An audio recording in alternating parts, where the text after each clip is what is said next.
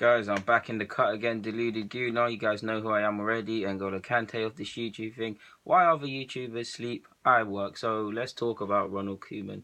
Now, a lot of people have said, is he going to be the next one to get sacked? I mean, you've heard Bielik, you've heard him. It's clearly between the two.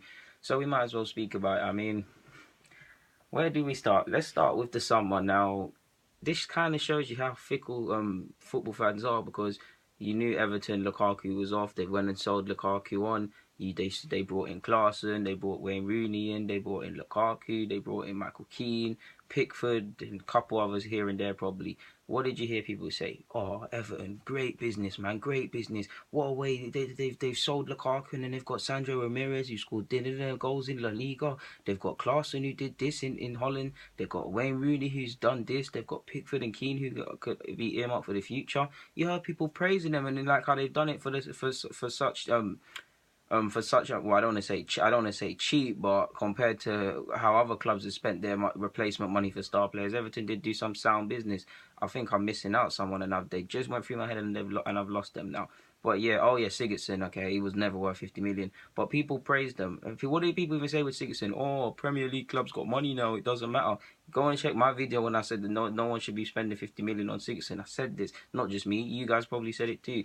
But yeah, people are praising their transfer business. Now people are failing it. Now people are saying, oh, you're struggling to score goals. You didn't replace Lukaku. You didn't sign this. You didn't do this. You didn't do the other. All of that might be true, but that just highlights how fickle the business is.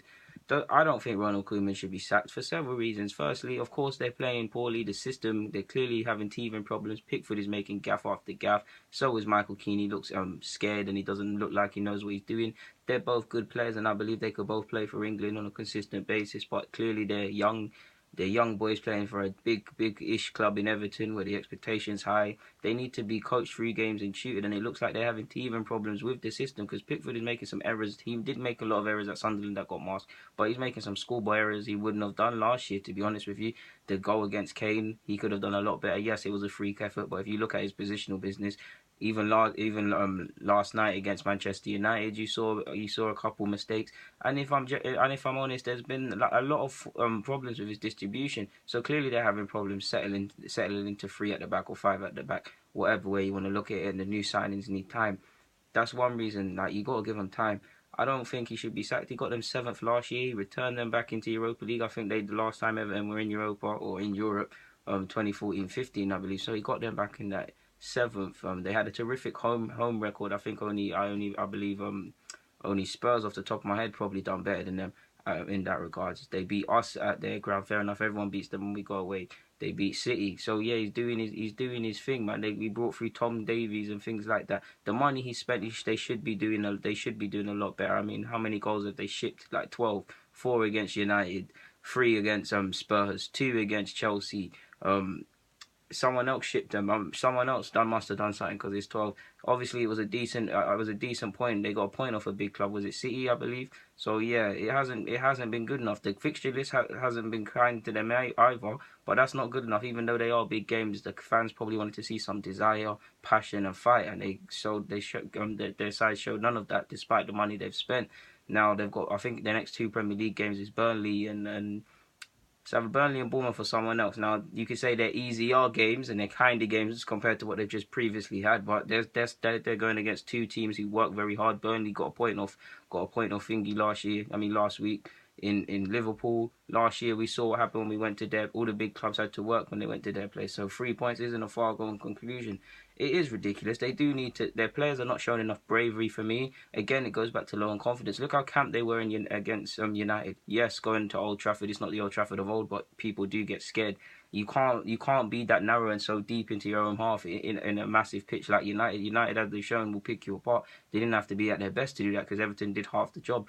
Rooney was the only player showing any sort of fight and desire. Oh yeah, and I forgot they got smacked against Atlanta in Europa League as well, 3-0. So yeah, there's problems with the defensive issues clearly, and they clearly don't know the system defensively.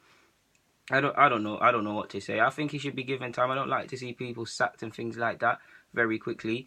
I mean, Jose Mourinho, someone who you guys know how much I love, came out and said to Koeman, "Oh, money spent, you should be challenging for the top four. Now there is a point. You spent a lot of money, more than Everton are used to, so you should be showing something. But at the same time, Jose, you spent a lot of money last year and you didn't get top four. Yes, the Europa League, but if it's just based on top four, you didn't get that. So you'd like to see a bit more courtesy and a bit more, I don't know the word, but just a bit more decency, Jose. There was no need. Obviously, he doesn't know Koeman nothing, and it's my guy Jose, so he can say what he wants. But yeah, like, I mean, I think Koeman even has a good record against Jose. I think that's the first time Jose's beaten him in 6 attempts. Forgive me if I'm wrong.